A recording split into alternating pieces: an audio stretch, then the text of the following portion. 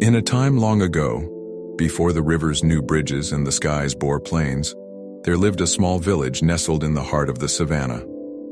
By the river Zuberi, which meant strength, the people thrived, drawing water to grow their crops and singing songs of gratitude to the spirits of the land. One day, when the sun had turned the sky into liquid gold, a child was found by the riverbank, wrapped in reeds and whispering soft cries that mingled with the river's flow.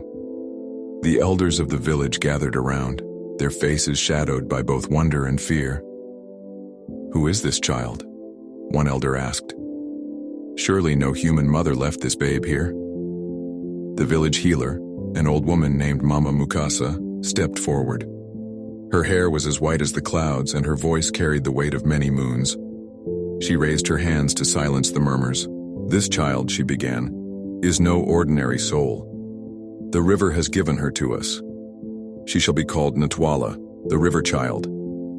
The villagers accepted Ntwala as their own, raising her with care and reverence. Yet, as she grew, strange things began to happen. Wherever Ntwala walked, the grass turned a brighter green. When she laughed, the river's waters would swell as though echoing her joy. But when she cried, storms would brew, and the skies would pour tears for days. Years passed, and Ntwala blossomed into a young woman, her beauty as serene as the moonlit river. However, with her maturity came whispers of change. The river began to dry in places it had never dried before, and the fish grew scarce. The villagers, once full of pride, now looked at her with suspicion. "It is the river child," they whispered. "She was sent to test us." One fateful evening, the village chief called a council around the great baobab tree. "We must return her to the river," he declared. "The spirits demand it. If we do not act, the land will perish." Hearing this, Ntwala did not weep. Instead, she smiled, a bittersweet smile that seemed to hold the weight of 1,000 lifetimes.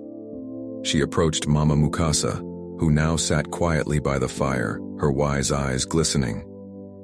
"Is this my fate, Mama?" Ntwala asked softly. Mama Mukasa nodded, her voice trembling as she replied, "Child of the river, you were never meant to stay. Your heart beats in rhythm with the waters. The river calls you home."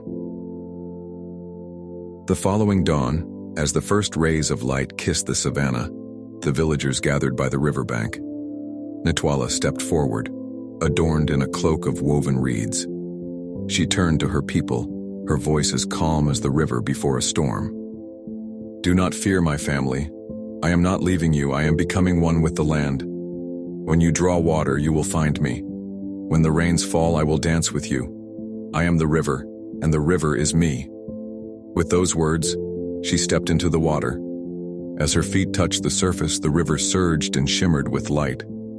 Slowly, Ntwala sank beneath the waves, her form dissolving into the current. The river roared with newfound vigor, flowing faster and fuller than ever before.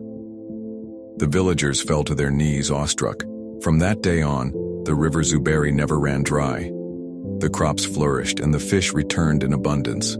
The people sang songs of Ntwala, the river child, whose sacrifice had saved them. Even now, under the moonlit sky, if you sit by the river's edge and listen closely, you might hear her laughter mingling with the waters, a reminder that she is forever with her people, flowing, nurturing, and protecting.